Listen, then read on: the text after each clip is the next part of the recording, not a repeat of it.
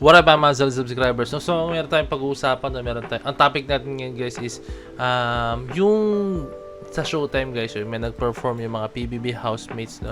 PBB Collab to be exact guys, no? Nag-perform sila. Tapos ginamit nila yung music mismo ng SB19, no? Which is yung 8-ton ball, no? So guys, tandaan nyo guys, no? Tayo, tulad ko ako, gumagawa ng mga dance reviews, gumagawa ng mga reaction videos, ng mga music videos, mga kanta mismo ng SB19 or kahit ibang artist guys, no? Guys, 101% lagi po tayo na copyright po guys, no? As in, lagi tayo na copyright, no? As in, hindi tayo kikita, as in, wala tayong makukuha no? Siguro ang makukuha lang natin is syempre yung views, no? Pero hindi po kikita yung channel po natin, no? As in, wala tayo, hindi tayo monetize, no? What's worst pa nga guys, no? May tendency na tayo po ay mabablock pa po, no? Or copyright strike, no? Mayroon na ako naranasan mga ganun guys na copyright strike po talaga ako. Kaya minsan na ginagawa ko guys, no? Nagre-review na lang ako ng music video, like kunyari kung ano lang insights ko, tapos lalagyan ko na siguro ng watermark. Tulad ng gagawin ko ngayon, lalagyan ko siya ng watermark, no? Dahil alam natin na property po ito ng Showtime, no? Pero titingnan ko guys, kung mahanap ko siya, no? Hanapin ko siya yung pinaka mismong video, no? And gawa natin ng ating insights about that hindi ko masabing controversy, pero naging issue po talaga siya, na okay. So, eto muna yung headline guys, no? Tara, tingnan natin ito maigi. Okay, as per kay Asian Inquirer guys, no? Very big shout kay Asian Inquirer, no? Yan, fans slam it Showtime for alleged SB19 audio distortion. Ano ba yung audio distortion, no? So, I think, for me, audio distortion is i-research na lang po natin. So, na-research na po natin guys. So, syempre, ayoko naman, although may idea ako, pero ayoko sabihin sa inyo, ayokong ibigay sa inyo yung mga information na baka, mali or, alam niyo na, misinformation. Okay, yan, very big shout po kay Google, no? Yan, distortion refers to the altering or deformation of an audio signal's original waveform, no? So, technically, any kinds of audio processing, yan, compression, time-based, alters an audio signal, but in audio production, the term is used to describe either intentional or undesired sonic destruction, no? So, guys, easy to say, no? Ibig sabihin lang po niyan ay, kumbaga, yung music mismo guys, no, may binabago kayo, no? Like, kunyari, usually ginagawa to na ibang, sa mga Facebook, alam ko nyo nakita kayo nito. Pag may narinig kayo parang boses chipmunks sa Facebook, nire-release nila yun, no? Tapos, halimbawang, kunyari, kanta ni Taylor Swift. Kunyari, love story, no? Yung Romeo save me, na na na na na na. Hindi ko alam ba't yung naisip ko, no? And then, gagawin ng chipmunks, Romeo save me. Kasi guys, madedetect po ng, I don't know kung paano nag-work yun guys, no? Pero madedetect nila na music nila yun, no? Like, meron pa nga iba, itatanggalin yung music, yung background music, pinaka-audio, tapos may vocals lang, and then, meron pa iba, tataasan talaga yung pinaka-pitch, no? And then, minsan, bibilisan nila, no? Para hindi ma-detect, no? So, may mga ganong klaseng bagay, no? So, dito guys, no? Halos ganun daw po yung ginawa nila, no? Yan. SB19 fans expressed outrage on social media regarding a recent segment on its Showtime. The controversy began when the show used the song 8-ton ball for an opening number. Housemates, including Eliza and Inigo, performed a dance routine to the track on Monday. Yan. Viewers claimed the audio was heavily altered or AI mixed to potentially avoid copyright strikes. Fans noted that Alamat's hit song Maharani was subject to similar audio distortion. Pati yun sa Alamat pala guys. Critics described the production choice as disrespectful to the creative efforts of P-pop artists. Supporters argued the program should use original tracks to help them promote local music effectively. The management of the Noontime Show has not yet issued a statement regarding to the complaint. No, yan. Paying royalty, no, yan. SB19 fans and Alamat supporters claimed the show used distorted audio of 8-ton ball to avoid paying royalties. No? Tandaan nyo guys, no?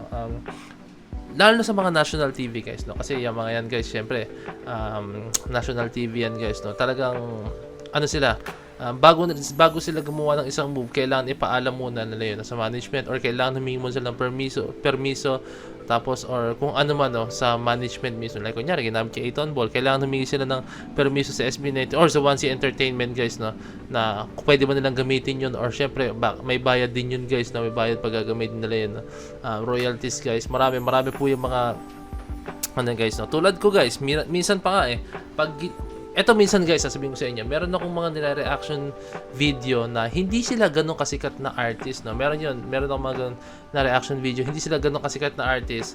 Tapos ginagawa ko na reaction video. Tapos ang nangyayari, sharing yung nangyayari, no? So, ang mangyayari niyan guys is parang meron akong kita, pero meron din silang kita. Pero mas malaking portion sa kanila, ano. And at the same time, yung copyright naman guys, no?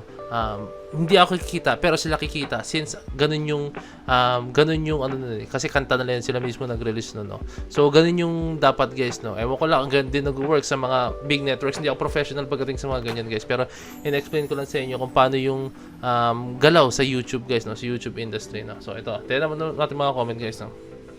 Alam mo naman ABS-CBN mahilig sa mag-bend ng law.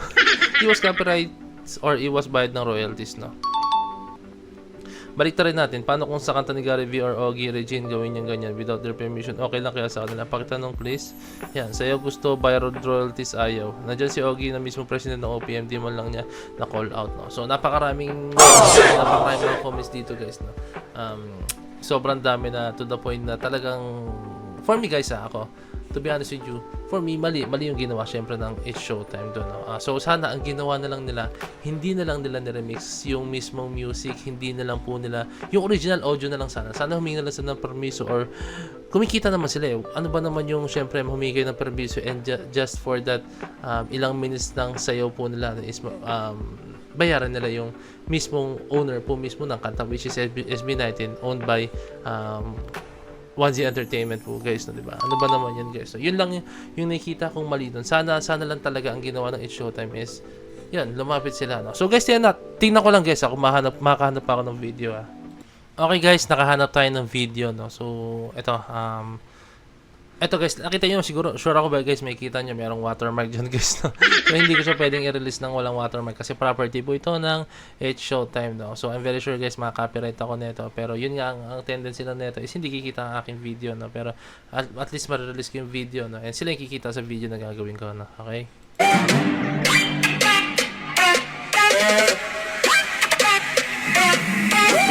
Wait a second, cause we going to the top. Made it better now, I'm flowing, never stop. Wait a second, cause we going to the top.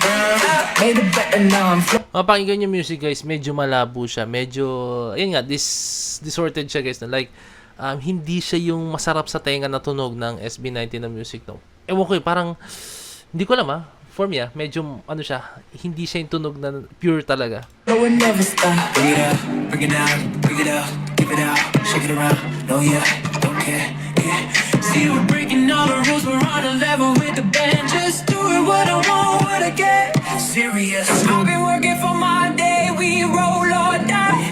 We on the hype, we move it, yeah, yeah, yeah. I don't know kung narinig yung parang gumagan-gan yung boss ni Stel, no?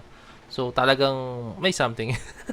Can you feel the day, yeah, yeah. At saka yung boses guys, medyo hindi siya buo na Stel talaga. Break hard. Parang sobrang ano nun. So dito makapakinggan nyo, no? Medyo ginawa siyang remixed version mismo talaga.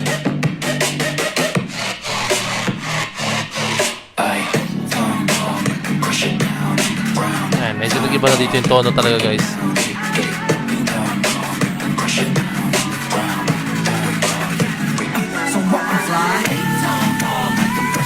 Naging dance cool yung vibe bigla ng kanta. Ano pa rin yung rap?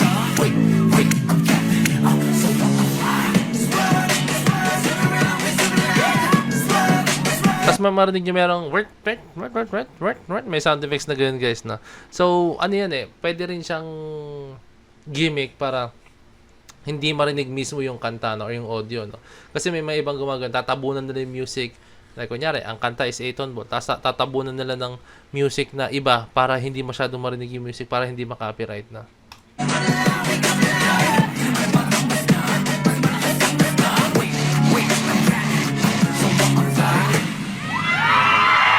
So yan guys, I'm being honest with you guys, no? As in, I'm being honest with you guys, no? Sinasabi ko sa inyo yung mga bagay na nakikita ko and yung mga bagay na talagang na lalaman ko and natuklasan ko habang nasa YouTube ako, no, yung mga kalakaran, yung mga bagay na hindi dapat, no. So ina-explain ko sa inyo para rin aware tayo sa mga bagay-bagay, guys, no. So ang akin lang naman, guys, is para eye opener din po sa mga tao, no. So syempre, guys, it's showtime. Alam na nila yung ginagawa nila, no. So syempre, I'm pretty sure, guys, hindi na alam. Baka humingi sila ng permission, hindi na alam, pero yun kasi sana, pero for me, guys, kung humingi sila ng permiso, dapat yung audio niyan is malinaw po talaga, no. Pero ang nangyari po kasi, guys, sobrang obvious. Ang labo ng music, hindi siya ganun ka-clear, no. Yun po yung nakita ko dun, guys, no. Malabo, tapos ginawa nila ng, okay lang naman, guys, kung lagyan nila ng dance break, no. Okay, walang problema dun, no. Pero yung mismong audio, guys, alisin natin yung dance break part, no. Pero yung mismong audio sa umpisa, guys, sobrang labo po talaga niya, guys. Ibang-iba sa pinaka, sobrang pure na kanta mismo ng SB19, no. So, ilang naman yung sa akin, guys, no. I hope na ma-resolve ba ito?